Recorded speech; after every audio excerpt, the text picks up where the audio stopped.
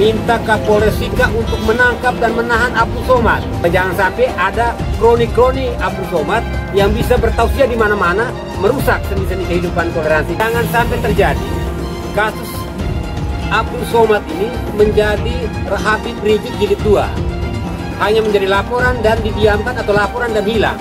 Ala dia melihat patung pada salib, dia merinding.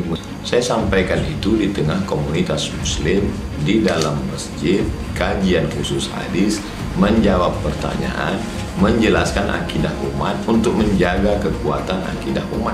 Dengan klarifikasi itu, maka Abdul Somad seolah-olah mengatakan bahwa sebenarnya dia bebas dari masalah atau persoalan hukum. Pak Abdul Somad, Anda bisa saja lolos dari jerat hukum, tapi penghinaan Anda itu tidak bisa menghapus kesan negatif tentang Anda di pikiran kami dan di hati kami, umat Kristen Indonesia. Apakah karena kata-kata Abdul Somad di video itu adalah jawaban atas pertanyaan orang, maka ada setan atau ada jin kafir di balik patung salib itu jadi benar? Coba Anda berikan ayatnya atau berikan hadisnya. Kalau Anda bisa menunjukkan itu, maka memang Anda tidak salah, karena Anda hanya mengungkapkan apa yang ada di kitab suci Anda atau di hadis Anda. Tapi kalau tidak ada ayat seperti itu, tidak ada hadis seperti itu, saya ingin melihat bagaimana Anda menunjukkan bahwa Anda tidak sedang menghina agama lain. Apakah karena itu adalah pengajian tertutup, maka adanya jin kafir atau setan di balik patung salib itu jadi benar? Hanya karena itu dilakukan di ruang tertutup. Apakah karena video dari Abdul Somad itu adalah pengajian tertutup, maka otomatis itu tidak bisa dikatakan sebagai penghinaan dan ungkapan kebodohan? Kitab suci Al-Quran boleh membunuh manusia lain karena beda agama. Ayatnya banyak sekali. Saya hafal ayat-ayatnya. Al-Baqarah ayat 191. Hidup untuk agama, yaitu tadi, bela agama, bela kitab sucinya, bela Tuhannya. Ya kan, kalau Tuhannya pun setan mungkin dibela juga, kan begitu. Bela negara, masa ada polisi agama? Ini kan aneh nih. Polisi itu bukan ngurusin agama, polisi itu ngurusin negara. Alah, kalau Jenderal Bonaparte itu mah kecil lah. Menjadi pertanyaan, siapa di belakangnya? Dia bilang ini Muhammad Kece membuat disintegrasi. Sendiri dia nggak merasa. Dia nggak merasa nggak bahwa ancaman yang paling berat di negara ini sebenarnya, ya, terhadap toleransi dan intoleransi, ya korupsi. Apalagi komentarnya tuh, wah, tindakan terukur. Masa seorang jenderal kayak begitu ngurusin sampai ke tinja-tinja? Itu bukan jenderal, itu kopral. Orang udah sampai kemana-mana, kita masih sibuk umak di agama aja. Coba, agama itu asalnya dari mana sih? Ya. Siapa yang menciptakan agama? Apa benar Tuhan menciptakan agama? Tidak ada ayat Quran yang menerangkan Allah itu ada. Sekarang saya tanya, Allah ada nggak? Mana dalilnya? Quran nggak ada itu. Coba, kita baru tahu kan, baru dengar kan. Untuk kasus penganiayaan terhadap saudara MK, tentunya Polri ingin menyelesaikan masalah ini secara komprehensif. Pertama, mengapa penganiayaan itu terjadi di rutan Barreskrim Polri? Setelah memeriksa itu 18 saksi. Dan penganiayaan dia di atas 5 tahun, Mas. Dan terkait pemecatan segala macam, itu tentunya ada divisi Propam yang akan melakukan. Apa yang dilakukan oleh Pak Napoleon Bonaparte ini main hakim sendiri. Nah, ini yang disayangkan ya. Kalau seperti ini, apa bedanya dengan seorang teroris? Nah, ini berbahaya. Agama hanya dijadikan pembenaran untuk melakukan perbuatan main hakim sendiri. Jangan lupa bahwa Bapak Napoleon Bonaparte ini adalah sudah divonis suap, dan suap itu juga diharamkan oleh agama. Tidak apa-apa mencuri, tidak apa-apa korupsi, tapi tidak menghina agama loh. Sama saja perbuatan mencuri pidana itu juga diharamkan oleh agama. Sama saja pembenaran kemudian melakukan tindakan radikal ngebom gitu ya, karena giroh keagamaan. Apa dibenarkan begitu? Wah, ini pernyataan bahaya ini. Yang beragama lalu agamanya dihina, dilecehkan, lalu hatinya tidak tersinggung sedikit pun. Ya bingung juga saya itu. Wajar ya seorang pengikut agama marah ya kepada orang yang menghina agamanya. Oleh karena itu bagi saya wajar ya kalau seandainya Napoleon Bonaparte ini marah kepada Kece. Orang lain tidak boleh menghina agama Islam. Menganggap saya ini menjadi apa, berpikiran saya berbahaya. Di mana berbahayanya? Agamanya yang dia merasa dilecehkan, kitabnya yang dia merasa dilecehkan, nabinya, dia orang mau mati untuk itu loh. Ada hal-hal yang tersimpan di dalam dirinya yang selama itu terpendam, tapi bisa meledak seketika. Itulah bicara masalah keyakinan tadi. Harimau yang lagi tidur dibangun itu bahaya dan sebagainya. Tapi tak kalah hukum itu tidak lagi bisa ditegakkan dan harapan rakyat dan masyarakat hukum itu tidak, maka itu muncul namanya street law, itu hukum jalanan seperti itu. Jangan menggunakan kata Allah untuk berlindung atas korupsi. Mau ditangkap tiba-tiba jadi rohani menjual nama Allah. Jangan menggunakan nama Allah sembarangan, muslimin. Jangan menjual nama Allah untuk korupsi, untuk berlindung di balik mempertahankan status quo atau kenyamanan korupsi tadi. Tidak bisa. Kapolri kita ini juniornya si jenderal ini yang gebukin si KC ini, yang membackingin gebukin KC. Kemudian dia masuk, orang ini tinggi besar gitu ya. KC kan kecil gitu kan, timpang begitu kan, mulai dihajar dia, ditendang. Kamu tahu siapa saya? Wah, nggak taunya dia itu jenderal yang terkenal ya, jenderal polisi terkenal. Disodorin surat, ya diinterogasi sama dia, tidak akan melaporkan karena lapor nanti ada konsekuensinya segala macam itulah. Surat itu dibawa lagi. Nah, itu kan aneh, itu kan itu sudah benar-benar terencana surat itu kan, surat pernyataannya KC itu kan. Habis dihajar begitu, wah KC-nya udah ampun-ampun, bayangin itu orang kena gula, pincang gitu ya. Udah timpang begitu, kena gula, dihajar habis-habisan, badannya kurus lagi si KC kan, Anda tahu sendiri itu si KC, orangnya kecil begitu. Disiram air, dihajar lagi, bangun dihajar lagi. Wah, ngeri saudara itu. Jangan di ini Pak, nggak boleh Pak sama keluarga. Oh nggak bisa, ini bisa dibunuh si KC ini. Bisa dibunuh, kalau kita diem bisa dibunuh. Justru kalau kita teriak, kalau sampai KC mati, kita sudah tahu nih siapa yang bunuh dia nih. Ya kan? Kita sudah tahu siapa yang bunuh dia, siapa yang backingin di belakangnya. Nggak mungkin orang biasa, nggak bisa dimapes dia dibunuh. Nggak bisa, yang bisa adalah orang yang punya kuncinya selnya KC. Karena KC itu satu sel sendirian. Tuh daripada lu cari-cari gua, nggak bisa tangkap saya di sini. Udah dibilangin nggak bisa tangkap saya di sini. Orang saya itu di bawah undang-undang Eropa. Saya ini udah menjadi warga negara Eropa. Bilangin bandel sih polisinya, urus itu yang di depan mata, yang nggak beres dulu. Itu si Ustadz Abdul Somad. Kalau Yahya Waloni itu kan ujaran kebencian, hate speech, ya kan?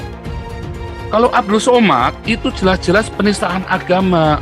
Irena Handono itu harusnya ditangkap. KC itu ya harusnya yang sebandingnya itu dengan Irena Handono, Abdul Somad, itu yang harus ditangkepin. Ustadz Abdul Somad itu guys, mereka adalah penista agama, sudah dilaporkan bertahun-tahun, tetapi tetap saja tidak ditangkap oleh polisi, karena polisi takut oleh umat mayoritas agama Islam guys.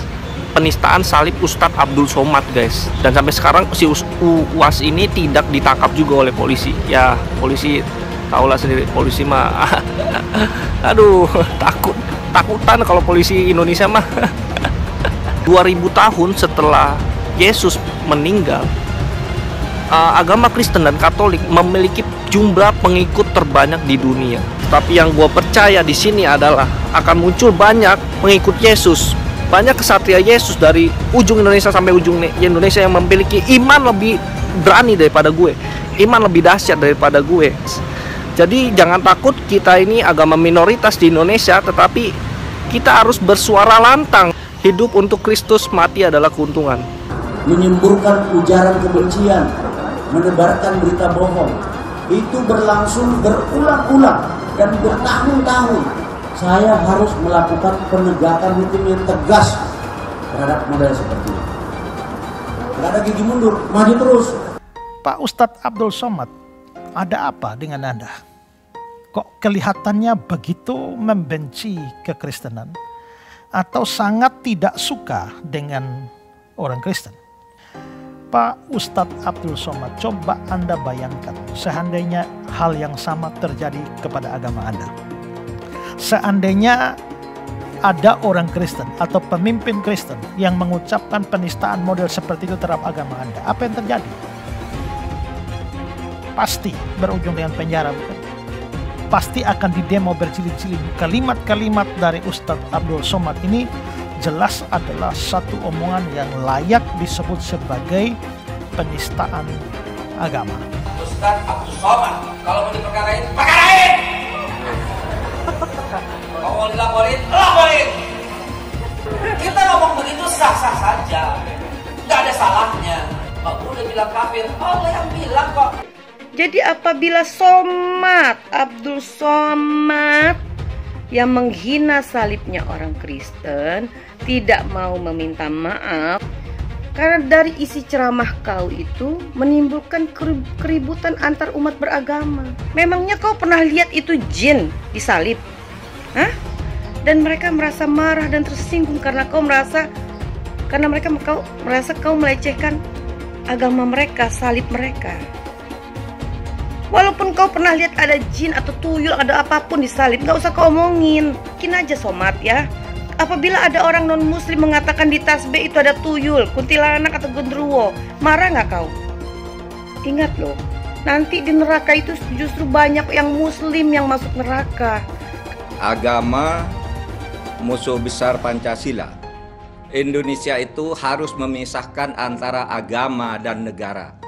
Agama dan negara kalau dicampur aduk, maka dua-duanya akan mundur. Kalau negara ingin maju harus dipisahkan dari agama. Mana lebih bagus Pancasila sama Al-Quran? Gitu kan?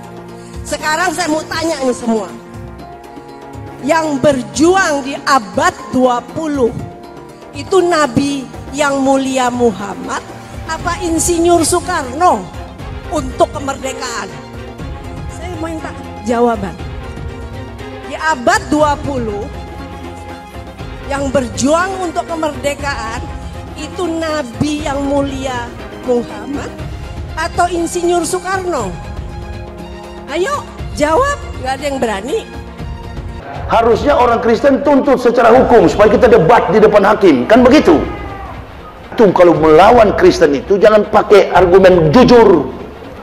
Jangan pakai referensi jujur. Saya tidak akan menyanggah pakai Al-Quran. Saya juga Islamkan orang nggak pernah pakai Al-Quran. Saya juga Islamkan orang nggak pernah pakai Al-Quran. Saya juga Islamkan orang nggak pernah pakai Al-Quran. Saya mematahkan argumen Anda, mengalahkan Anda dengan kitab Anda sendiri. Stop ini, stop. Ustadz Yahya Walone, maka dia lebih dulu masuk surga daripada Abdul Somad. Ustadz Yahya Walone itu bersih sebersih-bersihnya, diulang dari nol, tak ada dosanya sama sekali. Sedangkan Abdul Somad ini lapendos, lelaki penuh dosa. Ini negara ini bukan milik Jokowi dan Prabowo. Ya, 2024 milik Anies Baswedan. Wakilnya siapa? Ustadz Abdul Somad.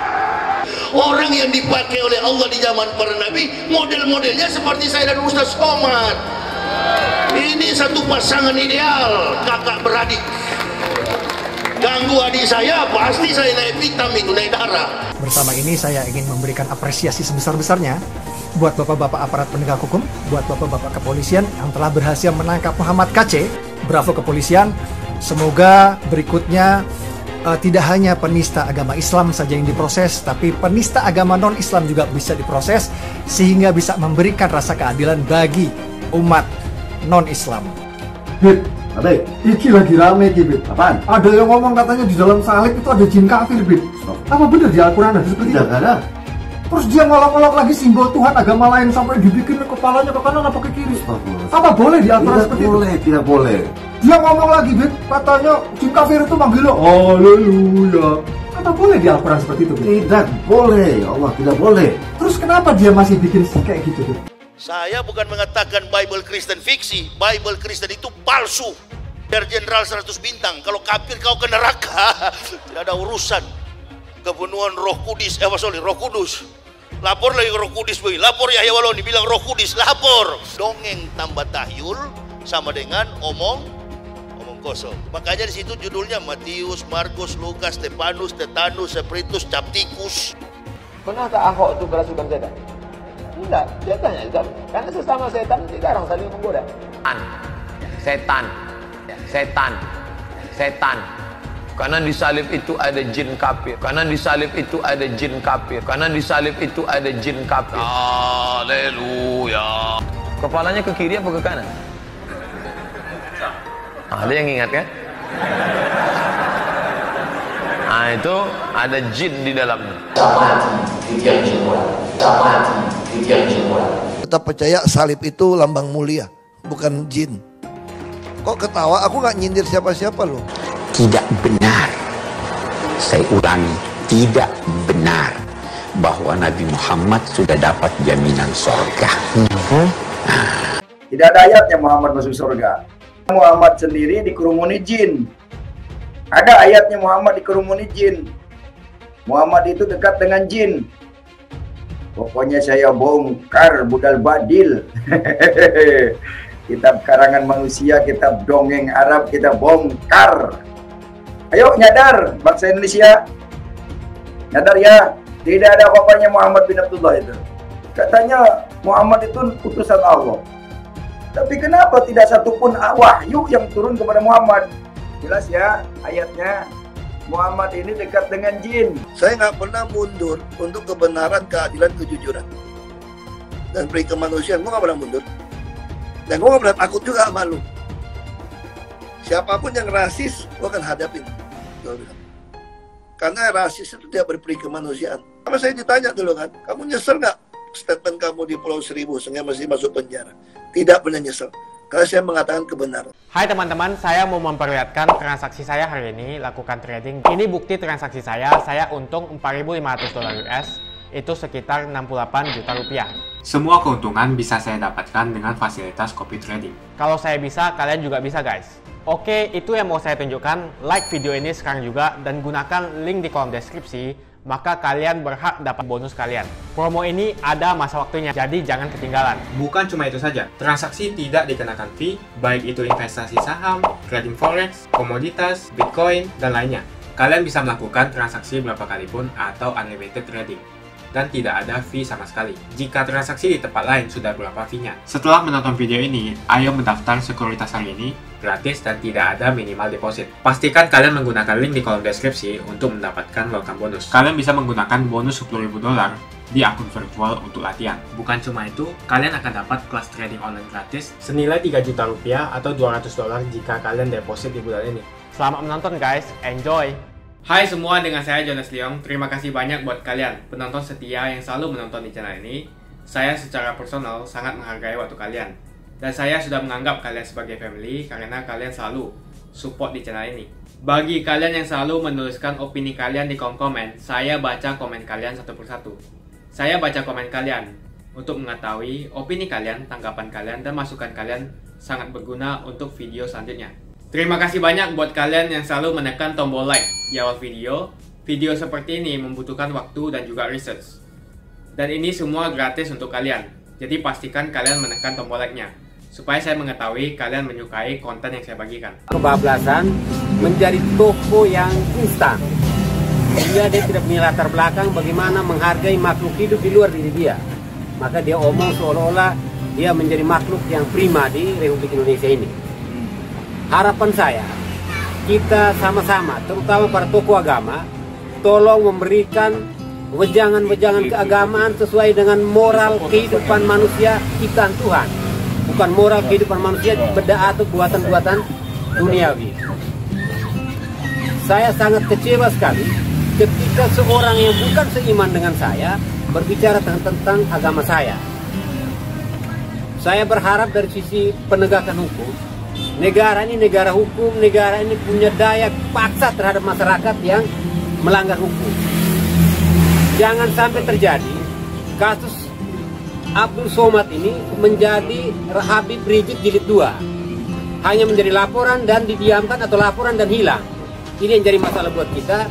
Sehingga penegakan hukum di bidang penegakan untuk kehidupan bertoleransi beragama menjadi cedera hanya gara-gara orang yang cenderung menjadi tokoh atau menguatkan diri sendiri dalam mendefinisikan atau menyelesaikan laporan terhadap Abdul Somad ini.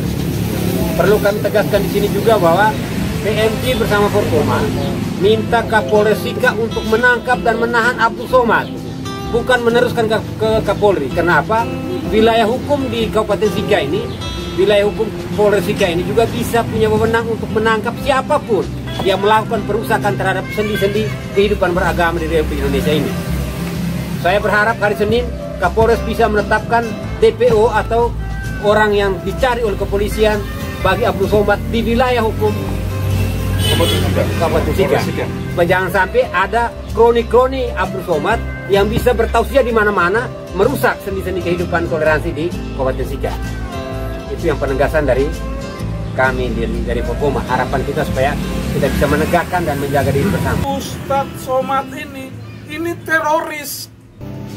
Kalau polisi diam, artinya polisi takut. Nah, negara ini rusak ini. Ini teroris ini. Segera proses dan ditangkap. Tangkap ini Ustadz. Segera tangkap.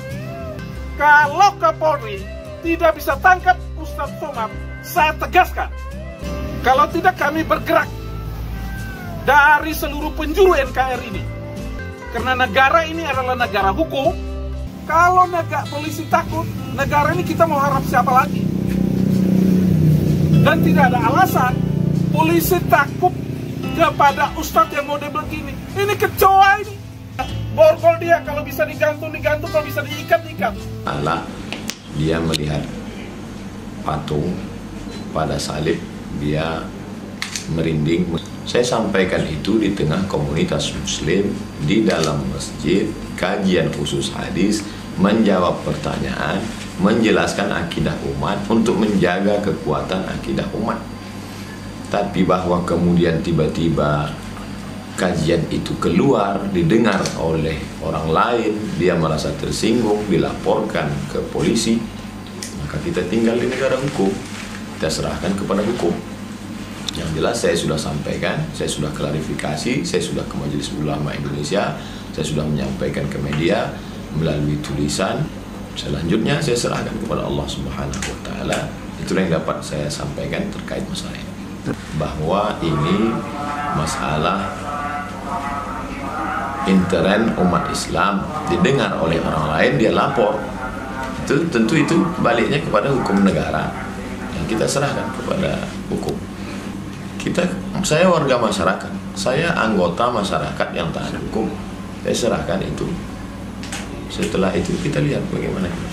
Kesempatan ini saya ingin berbicara lagi sesuatu hal terkait dengan video Ustadz Abdul Somad yang viral beberapa hari ini karena berisi penghinaan terhadap simbol-simbol iman Kristen.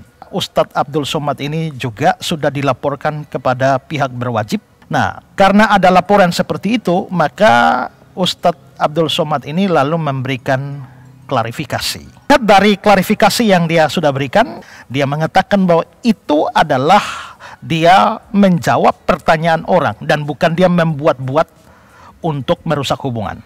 Itu adalah pengajian tertutup. Dan di mana karena ada pertanyaan maka dia menjelaskan soal patung dan kedudukan Isa Al-Masih di dalam Islam. Dan dia menutup klarifikasinya itu dengan mengatakan bahwa dia tidak akan lari, dia tidak takut, dan dia tidak rasa bersalah. Di dalam video Abdul Somad yang viral itu, yang jadi masalah itu, dia mengatakan beberapa hal. Pertama adalah bahwa di balik patung salib itu ada jin kafir atau ada setan. Kedua adalah bahwa patung salib itu dapat mengkafirkan atau dipakai untuk mengkafirkan umat Islam. Yang ketiga, ada upaya untuk mengkafirkan umat Islam dengan menggunakan patung salib. Bahkan ketika umat Islam sudah mati pun, itu ada upaya mengkafirkan dengan cara membawa jenazahnya di dalam atau menggunakan mobil ambulans yang mana lambang mobil ambulans itu adalah lambang salib atau lambang kafir.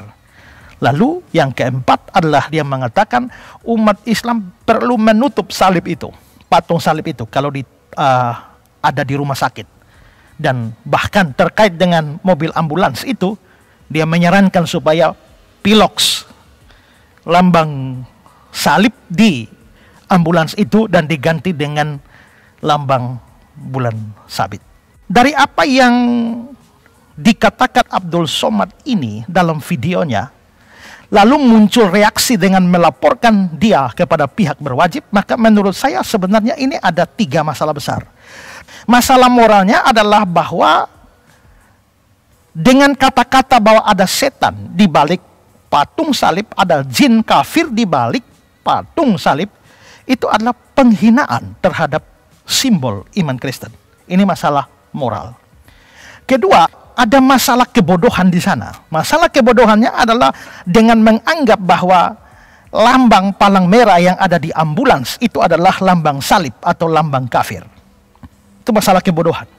Dan masalah yang ketiga adalah masalah hukum, di mana dia dianggap sebagai melanggar undang-undang negara kita tentang penistaan agama yang berlaku di negara kita Indonesia ini.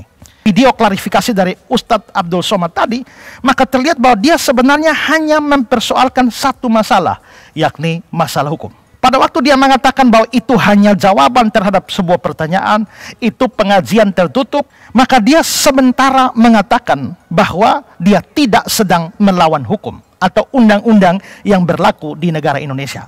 Dengan klarifikasi itu, maka Abdul Somad seolah-olah mengatakan bahwa sebenarnya dia bebas dari masalah atau persoalan hukum. Tapi persoalannya adalah bahwa klarifikasi dari Abdul Somad itu sama sekali tidak membebaskan dia dari 2 masalah yang lain, yaitu masalah moral dan masalah kebodohan. Ingat, tadi saya bilang 3 masalah.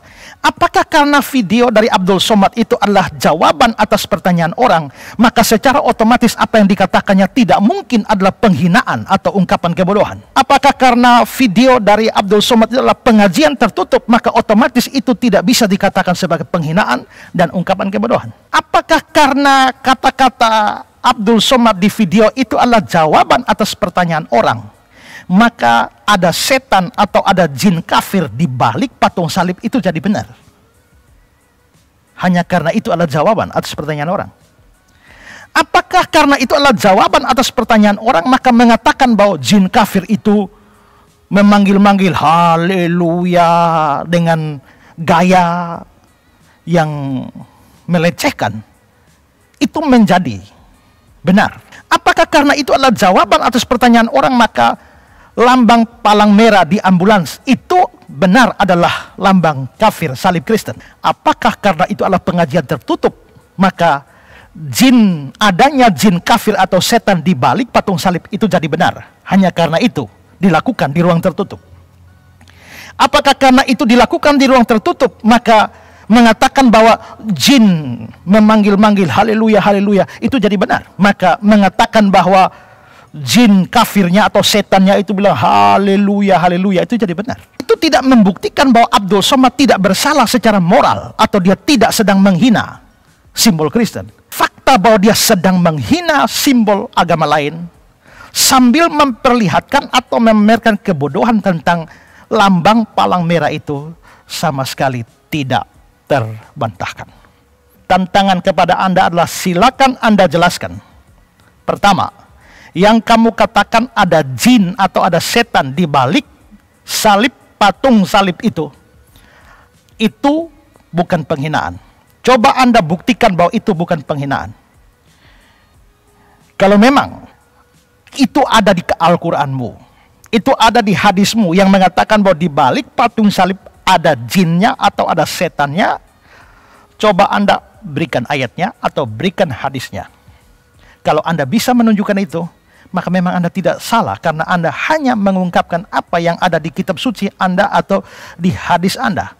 Tapi kalau tidak ada ayat seperti itu, tidak ada hadis seperti itu, saya ingin melihat bagaimana Anda menunjukkan bahwa Anda tidak sedang menghina agama lain. Kalau Anda dilapor, itu bukan karena kami benci Anda, bukan karena kami ingin balas dendam kepada Anda. Tidak. Itu dilakukan hanya karena rasa keadilan. Karena kami bukan hanya diperintahkan untuk mengasihi, tapi juga diperintahkan untuk menegakkan kebenaran dan keadilan. Mengingat juga bahwa dasar negara kita Pancasila itu mengatakan keadilan bagi seluruh rakyat Indonesia. Walaupun Di situ dibilang keadilan sosial, tapi bagi saya dalam segala aspek yang lain pun keadilan harus berlaku bagi seluruh rakyat Indonesia. Karena itu laporan ke polisi terkait video Anda itu didasarkan pada rasa keadilan itu. Bukan pada rasa ingin balas dendam atau rasa benci kepada Anda. Sama sekali tidak. Pak Abdul Somad, Anda bisa saja lolos dari jerat hukum. Tapi penghinaan Anda itu tidak bisa menghapus kesan negatif tentang Anda di pikiran kami dan di hati kami, umat Kristen Indonesia. Anda mengakui bahwa Anda telah khilaf dan tanpa niat ternyata Anda sudah menghina simbol-simbol Kristen. Sebagai pendeta Kristen saya katakan bahwa kami pasti memaafkan atau mengampuni Anda.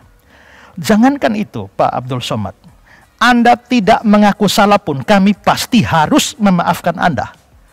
Kenapa? Karena Tuhan kami Yesus Kristus mengajar demikian. Tuhan yang simbolnya atau patungnya Anda hina-hina dan anggap ada setan di baliknya itu mengajar kami. Yesus yang sama yang salibnya Anda olok-olok itu, ya. Bahkan Anda dengan gestur di hadapan umat Anda yang menghadap begini lalu menjadi bahan tertawaan. Yesus itu pada waktu dia kayu salib. Tapi walaupun kami memaafkan Anda, di dalam pikiran kami dan hati kami tidak melihat Anda sebagai orang besar. Kami melihat Anda sebagai orang dengan jiwa yang kerdil. Bahkan sangat kerdil. Jiwamu terlalu kerdil di balik kebesaran namamu dan popularitasmu. Nah, itulah yang ingin saya sampaikan pesan saya kepada Abdul Somad. Juga pada kesempatan ini saya juga mau beri pesan kepada seluruh umat Kristen. Saya tahu ada beberapa orang yang sudah melaporkan hal ini kepada pihak kepolisian, aparat hukum, juga beberapa organisasi. Silakan. Tapi saya minta motivasinya bukan karena benci, bukan karena balas dendam. Motivasinya karena penegakan keadilan bagi seluruh rakyat Indonesia. Saudara-saudara Kristen yang saya kasihi, mari ambil kesempatan untuk menunjukkan siapa kita, sekaligus mempraktekkan firman yang sekian lama kita sudah dengarkan. Makasih banyak buat kalian yang nggak skip dan nonton video ini sampai habis. Saya secara personal sangat menghargai waktu kalian. Makasih banyak buat kalian yang sudah tekan tombol subscribe, dan makasih banyak buat kalian yang sudah tekan tombol loncengnya. Jangan lupa bagikan informasi ini ke teman atau family Anda. Mungkin teman atau family Anda membutuhkan investasi ini. Oke guys, sekian dulu dari saya. Jangan lupa follow Instagram saya di @johannesleongofficial untuk kata-kata motivasi setiap harinya. Bagi kalian yang termotivasi nonton video ini, ayo like video ini dan subscribe di channel ini. Dan buat kalian yang sudah subscribe di channel ini, jangan lupa tekan tombol loncengnya, supaya kalian mendapatkan notifikasi setiap kali saya upload video. Hai teman-teman, kalian sudah membuka akun untuk melakukan investasi atau trading? Jika belum, membuka rekening sekuritas itu gratis loh. Bahkan cuma butuh 5 menit saja. Cepat dan simple. Dan semua bisa dilakukan secara online. Sampai saat ini ketika kita mau melakukan investasi saham atau trading forex, kita masih menggunakan cara yang kuno. Seperti kita menelpon banker atau broker yang melakukan atau mengeksekusi transaksi kita. Tapi apakah kalian tahu, untuk membeli saham atau forex, kita cuma login, lalu memilih apa yang kita mau, lalu masukin angka berapa banyak yang ingin kita beli, lalu tinggal klik. Sesimpel itu. Sampai saat ini kita bingung mau investasi saham luar negeri, trading forex, komoditas, dan cryptocurrency di mana tepatnya. Kita bisa lakukan semua trading di sini, karena sekuritas ini merupakan one-stop shopping. Sampai saat ini kita membayar fee di setiap transaksi kepada banker atau broker. Setiap kita melakukan transaksi jual beli, biasanya kita dipotong fee oleh platform kita. Kalau dalam 1 bulan kalian melakukan transaksi 1 kali, mungkin tidak terasa. Coba kalian melakukan trading sebanyak 100 kali. Sudah berapa fee-nya? Misalnya kalian membeli saham Google dengan fee per transaksi $10. Jika kalian membeli saham Google 10 kali, maka fee transaksi sudah $100. Belum lagi kita akan dikenakan fee ketika kita menjual saham itu. Itulah sebabnya kenapa saya memilih sekuritas ini, karena tidak ada fee sama sekali. Saya ulangi, tidak ada fee sama sekali ketika kalian melakukan transaksi. Dan yang kedua, kalian bisa melakukan unlimited trading atau trading sebanyak apapun. Ya, kalian bisa melakukan trading 10 kali, 100 kali, 1000 kali dalam sehari, tanpa dikenakan fee. Jadi berapa banyak uang yang kita hemat dari fee saja? Mau beli saham Apple, harga 1 unitnya $134. Kita bisa membeli dengan hitungan lot. Contohnya kita membeli saham Apple dengan hanya $13 saja. Di platform lain wajib membeli minimal dengan harga $134. Dengan $13 atau Rp180.000 saja, kita sudah bisa membeli saham Apple. Menarik bukan? Jadi apa yang kalian tunggu? Mendingan kalian cobain sendiri aja deh. Tutorial bisa kalian cek di kolom deskripsi dan kalian harus menggunakan link di kolom deskripsi untuk mendapatkan welcome bonus. Jika tidak, maka tidak akan mendapatkan bonus. Gunakan bonus $10.000 di akun virtual untuk mencoba sekuritas ini atau bisa kalian gunakan untuk latihan trading. Bukan cuma itu, kalian akan dapatkan kelas trading gratis yang nilainya Rp3 juta jika kalian deposit di bulan ini.